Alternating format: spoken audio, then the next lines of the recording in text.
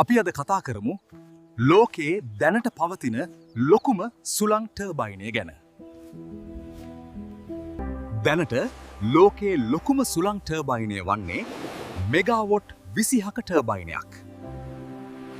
Portal මේ නිපදවා ඇත්තේ චීනයේ ඩොන්ෆැන් විදුලි සමාගම විසිනි. මෙය මීටර් 340ක් උසවන අතර අයිෆල් කුළුණට වඩා උසවේ.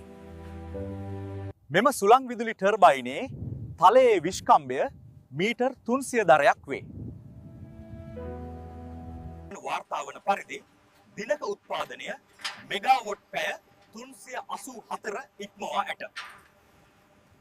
අනාගත ව්‍යාපෘති මෙගාවොට් 20ට වැඩි නිෂ්පාදන කෙරෙහි අවධානය යොමු කර ඇය. එමෙන්ම ආන්තික වෙරළ බඩ කාලගුණයට ඔරොත්තු දීමට කාබන් ෆයිබර් තල භාවිතා කරයි. ඉදිරියටත් මෙවැනි තොරතුරු දැන ගැනීමට පහලින් අපිව සබ්ස්ක්‍රයිබ් කරලා තියාගන්න.